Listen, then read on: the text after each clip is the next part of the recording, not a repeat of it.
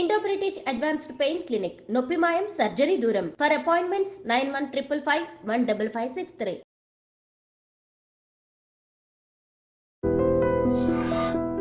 Big breaking ఇది. నారాయణ కాలేజ్లో మళ్ళీ ఒక విద్యార్థి ఫ్యాన్కి ఉరి వేసుకొని చనిపోయిన పరిస్థితి. అసలు ఇది ఎన్నిసార్లు అవుతున్నామంటే ఇట్లాంటి వార్త. అసలు ఏమైంది నారాయణ కాలేజ్లల్లో, శ్రీ చైతన్య కాలేజెస్ కానీ, స్కూల్స్ కానీ అసలు ఏం జరుగుతుంది ఏం అర్థమైతలేదు. గింత చిన్న పిల్లలు కూడా 7వ తరగతి విద్యార్థికి అంటే 12 ఏళ్ళు ఉంటాయి, 12, 13 ఏళ్ళు ఉంటాయి. ఏం తెలుస్తుందని ఇట్లా ఊరేసుకుంటున్నారు. ఎంత బాధ అయితే ఊరేసుకుంటున్నారో అసలు అర్థం చేసుకోండి పేరెంట్స్ కానీ, యాజమాన్యం కానీ. అరే చదివే మొత్తమా జీవితం అదేనా, ఇక వేరేదేం ఉండదా? ఎందుకు ఇట్లా ఒత్తిడి చేసి చంపుతున్నారు? సరే, తల్లిదండ్రులకు వీలుగాక వాళ్ళు బిజీ ఉన్నారు కాబట్టి నా కొడుకు బాగుపడతాడనో, నా బిడ్డ బాగుపడుతుందో అని స్కూళ్ళల్లో, హాస్టళ్ళల్లో వేస్తే మంచిగా చదువుకుంటారు, జర బాగుపడతారు అని వేస్తే ఆడ మరి ఏం జరుగుతున్నదో సార్లు ఏమన్నా అంటున్నారా, లేకపోతే ఆ ఎన్విరాన్మెంటే నచ్చుతలేదా పిల్లలకు, మరి ఏమైతుందో తెలుస్తలేదు. కానీ ఈ మధ్య కాలంలో వరుస పెట్టి ఐదర్ నారాయణ లేదంటే శ్రీ చైతన్య, ఈ 2 కాలేజీలు లేదంటే స్కూళ్ళల్లో పిల్లలు చచ్చిపోతున్నా కూడా ఇంకా కూడా మరి దేనికోసం ఆగుతున్నారు ఎవరైనా సరే? నేను క్వశ్చన్ చేస్తుంది గవర్నమెంట్ని కానీ, పేరెంట్స్ని కానీ, ఆర్ యాజమాన్యాన్ని కానీ. దీనికి సొల్యూషన్ ఎట్లా జర ఆలోచించండి. పేరెంట్స్కి కనీస ఇన్ఫర్మేషన్ కూడా ఇస్తలేదట యాజమాన్యం. పిల్లగాడు చచ్చిపోయిన తర్వాత పోలీసులు ఫోన్ చేస్తే గానీ పేరెంట్స్కి తెలుస్తలేదు ఆ పిల్లగాడు అసలు ఏమైందా ఏందా అని. కనీసం ఇక మరి అంటే ఒకవేళ పిల్లల్ని మీ కాలేజీలలో ఆర్ మీ స్కూళ్ళల్లో వేసిన తర్వాత ఇక మర్చిపోన్నా, మరి అదనే చెప్పండి. కనీసం అంటే కనీసం మరి మీరు ప్రాథమికంగా ఇన్ఫర్మేషన్ ఎవరికి ఇవ్వాలి? పిల్లగాడికి ఏదో అయింది, ఇంకేదో అయింది, చచ్చిపోయిందంటే సరే, జ్వరం వచ్చిందో ఇంకేదో అయింది, సిక్ అయిండు ఇంకేదో అయింది, ఎవరికి ఇన్ఫర్మేషన్ ఇస్తారు? పోలీస్ వాళ్ళకి ఇస్తారా, పేరెంట్స్కి ఇస్తారా? ఎవరికి ఇవ్వాలి? అసలు ఎవరికి ఇవ్వకుండానే పిల్లడు చనిపోతాడు, పోలీసులు వస్తారు, ఎంక్వైరీ స్టార్ట్ చేస్తారు, ఆ తర్వాత పోలీస్ వాళ్ళు కాల్ చేస్తే కానీ తెలియని పరిస్థితి. ఏంది ఇది? అసలు వ్యవస్థ ఎటు పోతున్నది? విద్యా వ్యవస్థ ఏం చేస్తున్నది? అసలు సోకాల్డ్ హెడ్స్ ఏం చేస్తున్నారు? ఆర్ గవర్నమెంట్ ఏం చేస్తున్నది? చిన్న పిల్లలు పాపం అసలు ఏమంటే ఏమీ తెలియకుండానే ఇట్లా ఫ్యాన్కి ఊరేసుకుంటే చచ్చిపోతారు అని తెలుస్తుంది అంటే మీరు అర్థం చేసుకోండి. అంటే ఇక జీవితం మీద 7వ తరగతికే విరక్తి పుడుతుందంటే మీరు అర్థం చేసుకోర్రి మనం ఏడికి పోతున్నాం ఏంది అనేది. దయచేసి దాని మీద ఏదో తూతూ మంత్రంగా ఇది చూడండి. పాపం పేరెంట్స్ వాదిస్తున్నారు పోలీసులతోని. ఇంతమంది పోలీసులా? వాళ్ళ పేరెంట్స్కి హక్కు కూడా లేదా? మా పిల్లగాడికి ఏమైంది చెప్తలేరు అనే అడిగే హక్కు కూడా లేదా? లోపలికి కూడా ఓనిస్తలేరు. ఇంతమంది పోలీసులు ఉన్నారు, వాళ్ళ పిల్లగాడు వాళ్ళ పేరెంట్స్ ఎంతమంది ఉన్నారు చూడండి ఒకసారి. ఇది నారాయణ స్కూల్, అది కూడా హయత్ నగర్కి సంబంధించిన స్కూల్లో 7వ తరగతి విద్యార్థి లోహిత్ రెడ్డి అనిపోయిండు. ఆ తర్వాత భయపడిపోయి చూడండి అతని ఫ్రెండ్, ఆ లోహిత్ రెడ్డి వాళ్ళ క్లాస్మేట్, వాళ్ళ ఫ్రెండ్ పేరెంట్స్ భయపడిపోయి తీసుకుపోతున్న పరిస్థితి కనిపిస్తోంది. ఎవరు చెప్పాలి వీళ్ళకి జవాబు? సరే, తాత్కాలికంగానే తీసుకొని పోతున్నాడు ఆయన, మళ్ళా సచ్చినట్టు ఎగైన్ మళ్ళా ఈడికే రావాలా, ఈయన్నే చదువుకోవాలా? ఆ పిల్లగాడు నిన్నటి వరకు ఆడుకున్న పిల్లగాడు ఇప్పుడు వాళ్ళతో పాటు లేడు. ఇది చూడండి ఎట్లా భయపడిపోతున్నాడో. ఏం చెప్తున్నారు వీళ్ళ పేరెంట్స్? తాత్కాలికంగా తీసుకొని పోతున్నారు. ఆ తర్వాత ఏంది? తర్వాత ఆ పిల్లగాడు ఎంత చూడండి ఒక్కసారి చూడండి ఎట్లా భయపడిపోయి ఉన్నాడో చూడండి. వాళ్ళ పర్సన్స్ వచ్చి ఇన్సిడెంట్ జరగంగానే ఆ పిల్లలకి సంబంధించిన వాళ్ళ పేరెంట్స్ వచ్చి హడావిడి చేయంగానే వాళ్ళు ఏడిసి అసలు ఏం జరిగిందో చెప్పుండ్రి అని అడిగితే భయపడిపోయి వాళ్ళ పిల్లలకు పేరెంట్స్ ఫోన్ చేస్తే అప్పుడు ఆ పేరెంట్స్ వచ్చి హడావిడిగా తీసుకొని పోతున్నారు. ఇట్లా ఇంకెన్ని జరగాలి అంటున్నా? ఇంకెన్ని జరిగితే ఇంకా స్పందిస్తారు? ఒకసారి ఆలోచించండి. ఇప్పుడు చూడండి, అడుగుదామంటే లోపల ఎవరు లేరు, హెడ్ ఖాళీ కుర్చీ కనిపిస్తున్నది. ఇంకెక్కడ ఉంటారు? Already escape. ఆ యాజమాన్యం ఇంకా కూడా ఓ వారం 10 రోజుల పాటు ఈ కుర్చీ ఖాళీగానే ఉంటుంది, కనబడరు, రారు. ఎందుకంటే కొడతారు కదా. మొన్నటి వరకు జరగలే ఇన్సిడెంట్స్? గంతే. కొడతారు తాత్కాలికంగా. సరేలే ఒక 1000-2000 మందిలల్లా ఒక్క పిల్లగాడు పోతే ఏమైతుందిలే, మిగతా వాళ్ళందరూ బాగుపడతారు అనుకుంటున్నారా? ఆ పిల్లలు ఎవరైతే ఇంకా స్కూల్లో చదువుతున్న వాళ్ళు ఎవరైతే ఉన్నారో వాళ్ళ మీద ప్రభావం పడదా? ఆ చైల్డ్‌కి 12 ఏళ్ల వయసప్పుడు పాపం ఏది జూషినా గూడా రిజిస్టర్ అయిపోతది. అది లైఫ్ లాంగ్ వాళ్ళ మీద ఎంత ఇంపాక్ట్ జూపిస్తది. ఇది ఎవ్వరు ఆలోచించరు. ఎంత మాట్లాడినా గూడా వేస్ట్. అట్లయిపోయింది పరిస్థితి. పేరెంట్స్ కనీసం అంటే కనీసం ఆలోచించండి. దీనికట పర్మిషన్ గూడా లేదు. జస్ట్ ఓ సంవత్సరం కింద స్టార్ట్ జేసిండ్రట. అసలు ఎంత పెద్ద మాఫియా, ఎంత పెద్ద దందా అంటే అసలు you name any corporate schools అంటే నారాయణ అనుకోవచ్చు, శ్రీ చైతన్య అనుకోవచ్చు, సో కాల్డ్ ఇంకా వేరే వేరేవి గూడా చాలా కార్పొరేట్ స్కూల్స్ ఉన్నాయి. అండ్ ఈవెన్ కాలేజెస్ ఉన్నాయి. ఎన్ని ఇన్సిడెంట్సో పిట్టెల్లా రాలిపోతున్నారు పిల్లలు. ఆ పేరెంట్స్ పాపం ఎవరైతే వస్తారో వాళ్ళు ఓ లబోదిబ్బోం అంటారు, ఏడుస్తారు, పోతారు. ఆ తర్వాత ఏమున్నది, వారం 10 రోజుల తర్వాత అంతా నార్మల్. మళ్ళా ఆ పిల్లగాళ్ళే వస్తారు. మళ్ళా ఇంకో ఇన్సిడెంట్ జరిగితే ఏమవుతుంది? 2000 పిల్లగాళ్ళల్లా 2-3 చచ్చిపోతే ఏమవుతుంది? మిగతాళ్ళైతే ర్యాంకులు వస్తాయి కదా. 1, 2, 3, 4 గిదే కదా. వాళ్ళు ఎంత మంచిగా దందా చేస్తున్నారు అని అంటే వాళ్ళు అందరూ మంచిగానే ఉంటారు. యాజమాన్యం అంతా మంచిగానే ఉంటుంది. కడుపు కోత ఎవరికి అంటున్నా? ఎవరికి కడుపు కోత? డెఫినెట్లీ పేరెంట్స్కి. ఇది అర్థం కాకుండా మీరు ఎంత ప్రయత్నం చేసినా ఈ ఈ ఇన్సిడెంట్ ఆ తోటి విద్యార్థుల మీద చాలా అంటే చాలా ఉంటుంది. దయచేసి అసలు ఆ స్కూల్లో ఏమైనా పర్మిషన్ ఉందా? అసలు టీచర్లు ఎవరు? వాళ్ళు ఎట్లా టీచ్ చేస్తారు? పిల్లగాడు చదవకపోయినా వదిలేయమంటే కూడా అయినా ఒత్తిడి ఎందుకు తెస్తున్నారు? అసలు కనీస ఇన్ఫర్మేషన్ ఇయ్యకుండానే అసలు ఈ ఈ స్కూల్ వ్యవస్థ ఎట్లా నడుస్తున్నది? ఎట్లా నడుపుతారు? గవర్నమెంట్ పర్యవేక్షణ ఎందుకు ఉండట్లేదు? మాట్లాడదాం. ఇవన్నిటి మీద రియాక్ట్ కావడానికి మనతో పాటు ఉన్నారు ఓయూ జేఏసీకి సంబంధించిన లీడర్ కరాటే రాజు గారు మనతో పాటు ఉన్నారు. సార్ నమస్తే సార్. నమస్తే అండి. సార్ అగైన్ ఈ కొత్త ఇన్సిడెంట్ అయితే కాదు. ఈ మధ్య కాలంలో పిల్లలు కాలేజ్లో కానీ లేకపోతే స్కూళ్ళల్లో కానీ సార్ ఆత్మహత్యలు చేసుకుంటున్నారు సార్. ఏంది అసలు ఏమవుతున్నది? వ్యవస్థలో ఏమవుతున్నది? నేను ఒక విషయం చెప్పదలుచుకున్నానండి. కొట్లాడి సాధించుకున్న తెలంగాణ కావచ్చు, సమైక్యాంధ్రాలో ఉన్నప్పుడు కాదు, ఈ మరణ మృదంగాలు ఆగలే, ఎక్కడ కూడా ఆగలేదు. మేము ఈ విద్య ఏదైతే కార్పొరేట్ మాఫియా ఉందో ఈ మాఫియా పైన చిన్నప్పుడు పాటలు పాడుతున్నాం. కార్పొరేట్ కాలేజీలో, కార్పొరేట్ స్కూల్లో కన్ను మూసి నా చెల్లి, ఖైదు జీలి జీవితంలో గడిపిన తల్లి, చితిమంటల కాలిపోతివా ఓ చెల్లెమ్మ ఓ తమ్ముడా అని ఏనాడు వీళ్ళ ధ్యాస, శ్వాస, ఆశ డబ్బులపైనే. ఎప్పుడు కూడా 24 గంటలు చదువు చదువు చదువు. ఎక్కడ పోయింది కొఠారి కమిషన్? ఎక్కడ పోయింది విద్యా వ్యవస్థ విలువలు?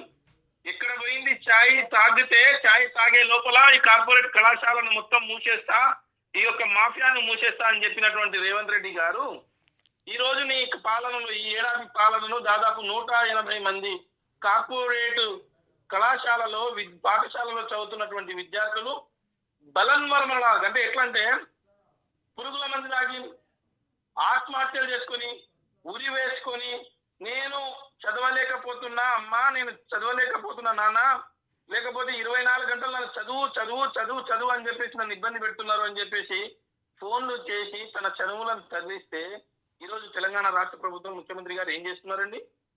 కళ్ళు తెరుస్తలేడా? కళ్ళు కనిపిస్తలేవా ఈ చదువు ఈ చావుల పైన? ఈ చిన్న పసి కూనలు ఏవైతే 7వ తరగతి పిల్లవాడు కూడా ఫ్యాన్ వేసుకున్నాడంటే ఈ యొక్క కార్పొరేట్ మాఫియా, ఈ యొక్క కార్పొరేట్ నారాయణ శ్రీ చైతన్య కళాశాలల పైన చర్య తీసుకోలేని దమ్ము, సిగ్గు, శరం లేదా ఈ ముఖ్యమంత్రికి? ఈ ఏమైనా దద్దమనా ఈ ముఖ్యమంత్రి? ఎందుకు చనిపోతున్నారు? దీనిపైన కారణాలు ఏంటి విశ్లేషించినవా? పాఠశాల విద్య పైన ఏనాడైనా నువ్వు ఒక్క రోజున నువ్వు చర్చించినవా? ప్రతిపక్షంలో ఉన్నప్పుడు ఒక మాట మాట్లాడినావు, ప్రతిపక్షం లేనప్పుడు ఇంకొక మాట మాట్లాడుతున్నావు. ఈ రోజు విద్యార్థులంతా కూడా గాల్లో పిట్టల్లా రాలిపోతా ఉన్నారు, చచ్చిపోతా ఉన్నారు. తెలంగాణ బిడ్డలు ఒక్కొక్కరు కూడా నేల రాలిపోతా ఉన్నారు. దీనిపైన నువ్వు మాట్లాడావా మిస్టర్ రేవంత్ రెడ్డి అని చెప్పి ప్రశ్నిస్తా ఉన్నాం. సార్ ఈ రాజకీయాలు పక్కన పెట్టేద్దాం సార్. అసలు వ్యవస్థ అనేది నిజంగా ప్రక్షాళన జరిగిందా? జరిగితే గిట్ల ఎందుకుంటా సార్? అసలు ఏంది సార్ ఇది? 7వ తరగతి పిల్లగాడు చచ్చిపోడేంది? సౌమ్యారెడ్డి గారు, వ్యవస్థ ప్రక్షాళన అంటే ఎక్కడి నుంచి, పార్లమెంటరీ వ్యవస్థలో వ్యవస్థ ప్రక్షాళన ఎక్కడి నుంచి ప్రారంభమవుతుందండి? ప్రభుత్వ చట్టాలు కానీ, ప్రభుత్వం చేసే ఇది కానీ, లేకపోతే కార్పొరేట్ విద్య ఏదైతే ఉందో ఆ కార్పొరేట్ విద్యలో వ్యవస్థలో సమూల మార్పులు రాకపోతే, ఈ వ్యవస్థలో ఆ యొక్క ఆలోచన ధోరణి మారకపోతే, ఈ విద్యను ఒకటే ర్యాంకుల పరంగా ఒకటే 1 2 మా నారాయణ 1 మొదటి rank, second rank, Chaitanya Sri Chaitanya first rank, ఈ యొక్క ధోరణితోటే వాళ్ళు ఉన్నారు కదా, అందుకొరకే చనిపోతున్నారు కదా. నీవు రావాలి ఫస్ట్ ర్యాంక్, నీవు రావాలి సెకండ్ ర్యాంక్. ఎక్కడ ఉందండి ఆటలాడే వ్యవస్థ? ఎక్కడ ఉన్నాయండి గ్రౌండ్ వ్యవస్థ? ఎక్కడ ఉందండి వాళ్ళ యొక్క లీజర్ పీరియడ్స్? వాళ్ళకి ఎక్కడ ఉందండి యూజీసీ కానీ, యూనివర్సిటీ గ్రాంట్స్ కమిషన్ కానీ, పాఠశాల విద్య కానీ, సెకండరీ ఎడ్యుకేషన్ సిస్టమ్ కానీ, సిబిఎస్ఈ కానీ, ఎక్కడ ఉన్నాయండి? ఎక్కడ ఉన్నాయి? దీనికి ఎక్కడ వ్యవస్థ మారు? వీళ్ళు చెప్పినట్టు ఏ రోజన్నా తెలంగాణ రాష్ట్రంలో దీనిపైన స్కూళ్ళు, పాఠశాలలు కానీ, కళాశాలలు కానీ, ఉన్నత విద్య కానీ నడిచే పరిస్థితి ఉందా అని అడుగుతున్నా నేను. ఎన్నేళ్ళు ఇట్లా ఇన్సిడెంట్ రాగానే మాట్లాడుకుందాం, ఊకుందాం, మరి ఇట్లనే వదిలేద్దామా? పిల్లలు చచ్చిపోనా? Let's join your hands. ఈ రోజు ఐ డ్రీమ్స్ నేను అభినందిస్తున్నా. ఐ డ్రీమ్స్ ఒక చాలా గొప్ప పని చేసింది.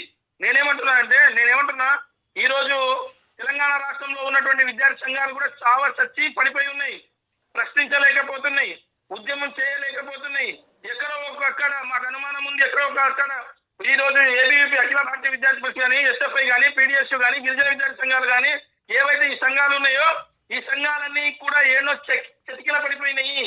లేచి ప్రశ్నించే పరిస్థితి లేదు, వాళ్ళు ముందుకు వచ్చి అడిగే పరిస్థితి లేదు.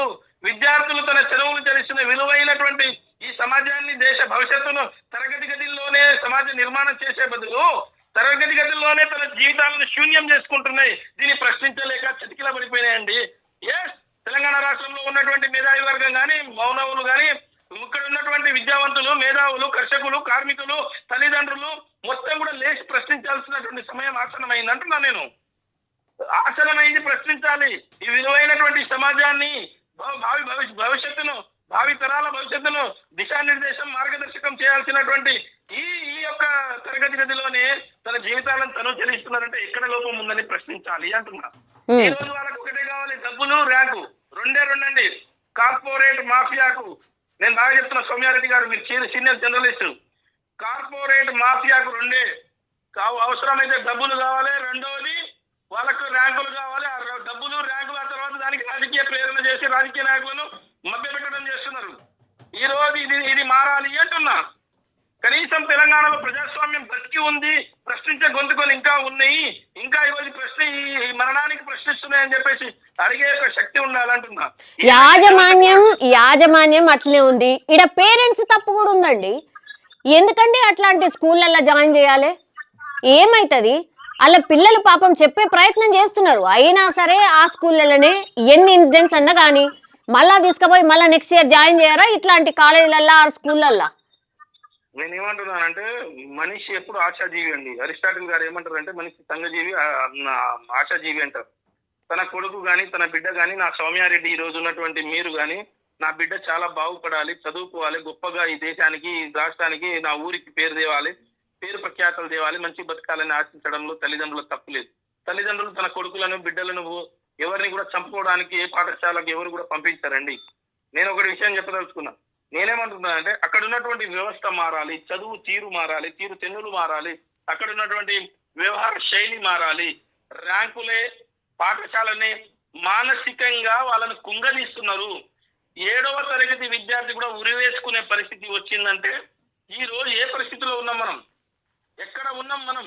ఏ దయానీయ స్థితిలో ఉన్నాం మనం? ఎక్కడికి పోతుంది వ్యవస్థ?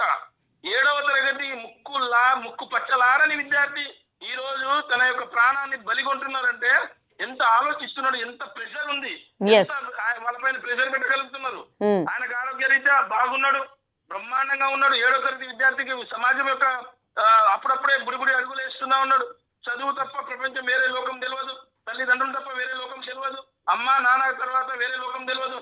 తీసుకొచ్చి దాంట్లో ఏం చేస్తే సమాజ సంఘ సేవకులుగా తయారు చేసినటువంటి పాఠశాలలు తనను ఒక యంత్రాంగంగా, తను ఒక చదువు యంత్రాంగం, ర్యాంక్ యంత్రాంగం తయారు చేస్తున్నటువంటి ఈ పాఠశాల పైన చర్యలు తీసుకోకపోతే వ్యవస్థ ఎక్కడ మారుతుంది? సౌమ్యారెడ్డి గారు, తల్లిదండ్రులను ఎట్లా చెప్తామండి మనం?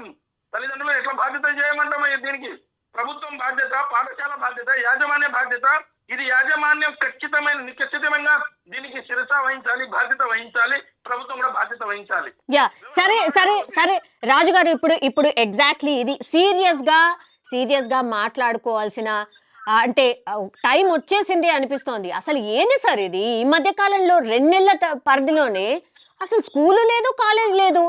ఏడ పడితే ఆడ పిల్లలు చచ్చిపోతున్నారు, పోతారు తూతు మంత్రంగా. ఆడ పోయి ఏదో హడావిడి చేసి ఒక 3-4 జాగలల్లా పోతారు, ఇక సోకాల్డ్ లీడర్లు పోతారు, పోయి వార్న్ చేస్తారు, వస్తారు. మరి చర్యలేవి? దీనికి ఆన్సర్ ఉండదు. మరి ఎగ్జాక్ట్లీ ఈ నెక్స్ట్ అకాడమిక్ ఇయర్ వరకల్లా ఇట్లాంటి కాలేజీలు ఎన్ని ఉన్నాయి, ఇట్లాంటి స్కూళ్ళు ఎన్ని ఉన్నాయి, ఆడ ఏం వసతులు ఉన్నాయి, ఇవన్నీ చేయాలనా లేదా? మరి ఎంత సీరియస్ పోరాటం చేయాల్సిన అవసరం కనిపిస్తున్నది దీని మీద? సౌమ్యారెడ్డి గారు, why tomorrow, why not today? నేనేమంటున్నా అంటే నెక్స్ట్ అకాడమిక్ ఇయర్ గురించి పక్కన పెడదాం. వ్యవస్థ ఎట్టుంటుందో తెలియదు, ఏమవుతుందో తెలియదు. Why not today? Government has to take action immediately. నేనేమంటున్నానంటే ఏదైతే విద్యా చట్టం అయితే ఉందో, విద్యా హక్కు చట్టం ఏదైతే ఉందో, విద్యా హక్కు చట్టం ప్రకారం ఏదైతే సెక్షన్ 2/4 క్లాజ్ ఏం చెప్తుందండి? ఒక విద్యార్థికి రోజుకు 1.5 గంటలు అంటే 45 నిమిషాలు ఒక పీరియడ్, ఇంకొక 50 నిమిషాలు ఇంకొక పీరియడ్, ఈ 2 పీరియడ్లను కలిపి పాఠశాలలో క్రీడ అంటే ఏ రకమైనటువంటి ఫిజికల్ యాక్టివిటీస్ ని కేటాయించాలి. నేనేమంటున్నా అంటే I'm challenging here to government or any officials in IAS. నేనేమంటున్నా, ఏ పాఠశాల శ్రీ చైతన్య నారాయణ తీసుకుందాం, ఎక్కడైనా 2 గంటల సేపు వాళ్ళకు క్రీడాకు సంబంధించిన మానసిక ఉల్లాసాన్ని ఇచ్చేది ఏదైనా చేస్తున్నారా తెలంగాణ రాష్ట్రంలో? వాళ్ళ యొక్క పాఠశాలలకు సంబంధించినటువంటి తనిఖీలు అక్కడ ఉన్నటువంటి ఎంఈఓలు కానీ, డిఈఓలు కానీ, ఆర్జేడీలు కానీ ఎక్కడైనా చేసిర్రా? చేస్తే రిపోర్ట్లు ఏమున్నాయి? ఎక్కడున్నాయి ఆ రిపోర్ట్లు? ఎందుకు దాచిపెడుతున్నారు? అసలు విద్యా వ్యవస్థ, విద్యకు సంబంధించినటువంటి కార్యదర్శి ఐఏఎస్ గారు కానీ, విద్యా కార్యదర్శి కానీ, డిఈఓలు కానీ, కలెక్టర్లు కానీ, ఎంఈఓలు కానీ, కింద ఉన్నటువంటి అధికారులు దీనిపైన పర్యవేక్షణ చేస్తున్నారా? చేస్తే ప్రభుత్వానికి నివేదించినటువంటి నివేదికలు ఏముంటాయి?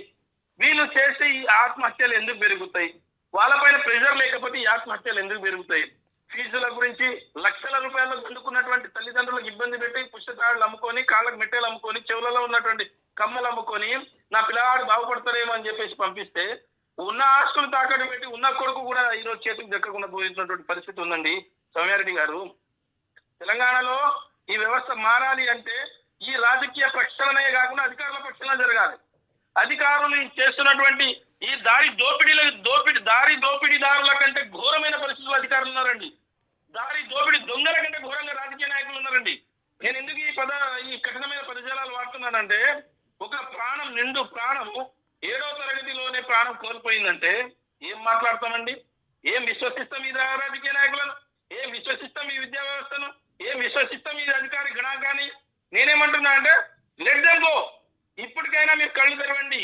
ఇదే చివరి సావు కావాలి, ఇదే చివరి మరణ శాసనం కావాలి. ఈ విద్యార్థుల యొక్క మీ యొక్క మాఫియాను అరికట్టడంలో ఫెయిల్ అయితే రాజీనామాలు చేసుకోండి. ఈ యొక్క విద్యా వ్యవస్థను మీరు ఒకవేళ ఎంఈఓ, డిఓ, కలెక్టర్, ఆర్జేడీలు, ఆ తర్వాత విద్యాశాఖ మంత్రి వరకు, ముఖ్యమంత్రి వరకు కూడా ఏదైతే హైరార్కీ సిస్టమ్ లో ఉన్నటువంటి ఈ వ్యవస్థ ఉందో, శాతకాన్ని మేము దద్దమ్మల వంటి పక్కకు పోండి, మేము చూసుకుంటాం. వ్యవస్థను ఎట్లా గాడిలో పెట్టాలో చూసుకుంటాం. భారతదేశానికి దిశానిర్దేశం చూసినటువంటి చాలా విద్యాశాఖకు సంబంధించినటువంటి కమిటీలు చాలా రిపోర్ట్లు ఇచ్చినాయి, కానీ ఎక్కడ అమలు అవ్వట్లేదు. ఉదయం నుంచి రాత్రి దాకా తెల్లవారుజామున పసి పిల్లలను అసలు క్రీడలు అంటే తెలియదు, వాళ్ళకి మానసిక ఉల్లాసం అంటే తెలియదు, అసలు ఏం చేయాలో తెలియదు. ఉదయం నుంచి రాత్రి దాకా చదువు చదువు చదువు చదువు చదువు వాళ్ళ జీవితం చదువు. ఇక ఏమైతుందండి? వ్యవస్థ ఏమైతుంది? ఎక్కడికి పోతుంది?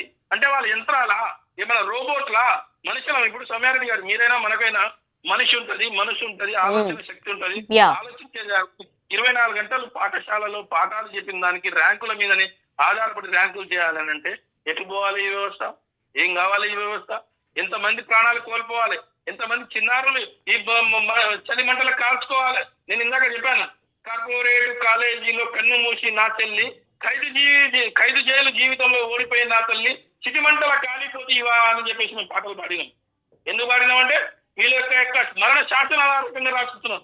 ఎన్ని ఘటనలు అండి, వారానికి ఒక ఘటన శ్రీ చైతన్య, వారానికి ఒక ఘటన నారాయణ, ఎవరు అసలు ఈ శ్రీ చైతన్య నారాయణ ఈ రాష్ట్రాన్ని ఎందుకు మాఫియా లాగా పాలిస్తున్నారు? ఎవరు దీని వెనకాల ఉన్నటువంటి అదృశ్య శక్తులు? దీనికి ఎందుకు మీరు బ్లాక్ లిస్ట్ లో పెట్టి ఈ పాఠశాలను రద్దు చేయరు? ఎక్కడున్నాయి మీ పాఠశాలల పర్మిషన్లు? ఎక్కడున్నాయి మీకు ఇచ్చినటువంటి పర్మిషన్లు? మీరు ఎక్కడ ఉన్నారు? మీ దాంట్లో ఉన్నటువంటి వాళ్ళ యొక్క అర్హతలు ఏంటి? మీరు చేస్తున్నటువంటి నిర్వాహకం ఏంటి? మీకు ఎంతమందికి పర్మిషన్ ఇచ్చారు? మీ పాఠశాలల బిల్డింగ్లకు ఏంది? మీ పాఠశాలలో ఉన్నటువంటి ఫుడ్ ఏంది? ఎవరండి మీకు అడిగే వాళ్ళు? ఎవరి నా కొడుకు మాఫియా అంటున్నా నేను. ఈ రోజు ఇంత పదజాలంగా మాట్లాడాల్సిన పరిస్థితి ఏర్పడ్డది. ఎందుకు ఈ రకంగా వ్యవస్థను దిగజారుస్తున్నారు? డబ్బే ప్రధాన ధ్యేయం, ర్యాంకులే ప్రధాన ధ్యేయం. జీవితాలను ఆగం చేయండి, మనుషుల వందలాది ప్రాణాలు దొరుకుతాయి. ప్రతి ఏటా వీళ్ళ దగ్గర నేను ఇంకో విషయం చెప్తున్నా సౌమ్యారెడ్డి గారు, ప్రతి ఏటా వీళ్ళ దగ్గర చనిపోతున్నటువంటి వ్యక్తుల సంఖ్య సుమారుగా దాదాపుగా 1000 నుంచి 1500 మంది. 1000 నుంచి 1500 మంది వీళ్ళు చంపుతున్నారు. వీళ్ళపైన హత్య కేసులు పెట్టాలి. యాజమాన్యం పైన, స్థానికంగా ఉన్నటువంటి ఆ పాఠశాల కళాశాల హెచ్ఎంల పైన. సో వీళ్ళని వెంటనే అరెస్టులు చేయాలి, ఈ కళాశాలను బ్లాక్ లిస్ట్ లో పెట్టాలి. వీళ్ళ యొక్క పనితీరును, వీళ్ళ విద్యా వ్యవస్థలో ఉన్నటువంటి వీళ్ళ యొక్క సొంత రాజ్యం ఏంటి, సొంత పుస్తకాలు, సొంతంగా వీళ్ళ యొక్క పాఠశాల మీను, సొంతంగా వీళ్ళ యొక్క యాక్టివిటీస్ ఎక్కడండి? ఇది ఎక్కడన్నా భారతదేశంలో ఉన్నామా? మనం ఇంకా వేరే దేశంలో ఉన్నామా? Yeah, all right, yes, thank you అండి, థ్యాంక్ యూ రాజు గారు. సో మొత్తం మీద ఇది నిజంగా ఎవరైనా సరే ఎవరిని కదిలించినా ఇట్లనే మాట్లాడతారు. బరాబర్ ఎందుకు మాట్లాడద్దు? పిల్లలు అసలు 7వ తరగతి పిల్లగాడు ఉరి వేసుకొని చచ్చిపోతుండంటే మనం ఎందుకు ఇక అసలు ఏడ బతుకుతున్నాం? మన కళ్ళ ముందట తిరిగే పిల్లలు అందరూ గిట్లాంటి వాళ్ళే కదా. వాళ్ళు చచ్చిపోయిన తర్వాత కూడా మాట్లాడకపోతే ఇంకెందుకు మరి? దేనికోసం? మేము అది చేసినాం, ఇది చేసినాం, సంబరాలు చేసుకున్నాం. దేనికండి సంబరాలు? చిన్న చిన్న పిల్లలు చచ్చిపోయిన తర్వాత కూడా సంబరాలు దేనికోసం? అసలు మీరే కదా, మీకు సంబంధించిన వాళ్ళే కదా, మీ పార్టీలో ఉన్న వాళ్ళే కదా పోయి చూస్తే ఆడ ఏం లేదు అని పెద్ద పెద్ద వీడియోలు బయటకు వచ్చినాయి కదా. ఇట్లా చచ్చిపోయేటోళ్ళ సంఖ్య కూడా పెరుగుతుంది కదా. మరి ఇంకా కూడా మాట్లాడకుండా ఇంకా కూడా చర్యలు తీసుకోకపోతే ఎందుకు మరిగా? చూడండి, వాళ్ళ తండ్రి లోహిత్ రెడ్డి చనిపోయిన తర్వాత వాళ్ళ తండ్రి పాపం ఏం మాట్లాడుతుంది. ఈ తండ్రి ఇంకా ఇది కాకుండా ఇంకేం మాట్లాడతాడు? ఒక్కసారి చూడండి ఏం జరిగింది. తెలియదు. నిన్న 7:30కి ఫోన్ చేసి మాట్లాడాడు. ఆ తర్వాత 11:30కి సిఐ గారు ఫోన్ చేసి బాబు చనిపోయాడు, డెత్ అని చెప్పాడు సార్. ఆ మధ్యలో ఏం చేశారు తెలియదు. స్కూల్ యాజమాన్యం మాకు సంబంధం లేనట్టుగా వ్యవహరించి అసలు ఇంటిమేషన్ కూడా లేకుండా ఉంది సార్. మాకు 11:30 సిఐ గారు చెప్తారు మాత్రం ఇంటిమేషన్ ఉంది సార్. మేము లక్షల ఫీజులు కట్టి వీళ్ళకి బాబును అప్పకపోతే శివం చేసి పంపించారు సార్. ఇంటికి పంపిస్తారు. మేము ఆ కోడి ఎవరికి చెప్పుకోవాలి సార్? ఒక స్కూలు మంచి చదువుకోవాలని బాబును లక్షలు పెట్టి కాయ కష్టం చేసి పంపిస్తే వీళ్ళకి అప్పగించి చంపడానికి సార్ నారాయణ పంచి ఎంతవరకు కరెక్ట్ సార్? ఇది అలాంటి మా పిల్లోడికి పట్టిన గత ఇంకో పిల్లోని కూడా పట్టొద్దని సార్. దీని విషయంలో 100% చర్య తీసుకోవాలని ఒక తండ్రిగా చెప్తున్నా సార్. అబ్బాయి స్కూల్ వాళ్ళ మీద ఏమైనా కంప్లైంట్ ఇచ్చి ఇంతకుముందుకు ఏమన్నా సార్? అబ్బాయి స్కూల్ వాళ్ళ మీద ఏమైనా కంప్లైంట్ ఇచ్చాడు ఇంతకుముందుకు?